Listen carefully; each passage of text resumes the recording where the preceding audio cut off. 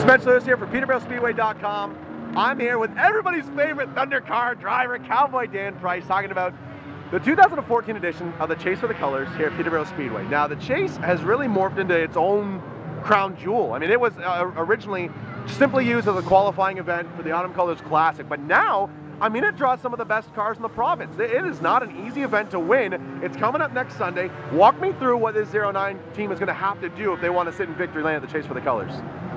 Keep doing what we've been doing all year. We might have to step the game up. Depends who shows up, but I expect it to be a pretty stacked field. Ended up third last year, solidly in the Chase. It took a huge weight off our shoulders for the rest of the season going into the Colors. And I expect to do the same this year. We've had a heck of a season this year. The car's really faster at this point here than it was last year. If we could pull it a third last year with the car we had, this is a pile more car. So I'm planning on big things. Now, I know you like to play them pretty close to the chest, but what have you guys done over the off-season to really wake this car? Because this is the best I've ever seen you race in any car, especially this chassis right here. Just a lot of homework and a lot of hard work, as it is every year. There's always a to-do list, and it's checked with 1, 2, and 3. The 1's the stuff that's got to do. The 3's are things, well, if there's enough funds left, that's the stuff we'd like to do. There's a lot of 3's that have been on the list for a few years that got checked off this year. Still don't say it's a money car, it's just, it's digging for parts, and there was a lot of homework. The car was all the pieces. The car was torn right out of pieces again, as it is every year, put back together, more meticulous than ever, and just a lot of little things. We're into the little things at this point. Now, I know with a small family-run effort, it's always going to be more important to outwork these guys because you're never going to be able to outdollar them. Is that correct? Oh, completely. I'm never going to outdollar anybody. You look around and there's guys that with a lot more money ahead of me, guys with more money behind me. I like to think I'm just going to outwork everybody. I guess that's why it took so long to get to this point. Didn't just pull the checkbook out and build a fast car. It's doing it by hard work. Blood, sweat, and tears, my friend. Well, you're an Autumn Colors Classic veteran, so I don't think we really need a whole lot of hyperbole talking about how tough it is to qualify for that event.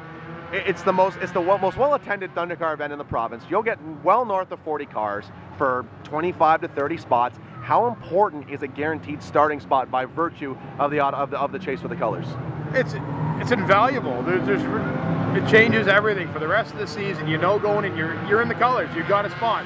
Now, I finished third last year, so I started mid-pack somewhere. But I knew going in, it's a spot.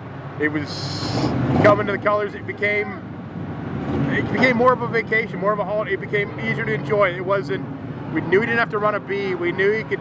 I ended up sandbagging in the heats to save the car. Good decision, bad decision. I took some flack for it. I did what I knew what to do. I took my mid-pack starting spot with a car that was in perfect shape. It was great. Now, when you're at the Classic and you're worried about qualifying, does that worry often serve as a distraction that actually works against you? Oh, of course it is. It's like anything else. You try that much harder, you take risks, you put so much pressure on yourself, you're bound to make a mistake and things are going to happen. The desperation, it is virtually desperation to make the show. The field's so deep, the heats, so if nobody wants to have to get stuck running through the B, no one wants to be on the trailer on race day on this side. Nobody wants to be watching that show. You put a lot of pressure on yourself. Now, I know it's not possible to get a car to a weekly race here at Peterborough, to the Chase, to the Classic without a lot of sponsors, a lot of marketing support, a lot of family support. Thank the folks that make this whole program run. As usual, the first to thank are Aaron and Cambry, my wife and daughter. Without them, none of this happens. It's quite honestly the help they give and the support's huge. And beyond that, the sponsor, we got High Hope Farms and Golf Course, Langell Scrap, RichardPrice.ca, A&T Mechanical. A lot of great help.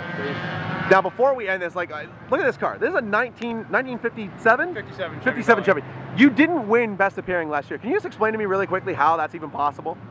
I don't know. Maybe I don't know how it's possible. Can we campaign for you right now? This is an official Peterborough Speedway release. So I think this car deserves Best Appearing. I don't know. I don't think I have a whole lot of pull out here. I can't do much for you there, but that's it. Let me just put that all on the table right now.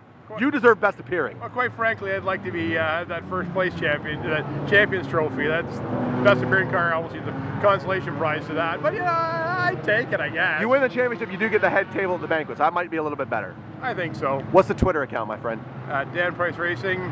Same on Facebook. Follow him.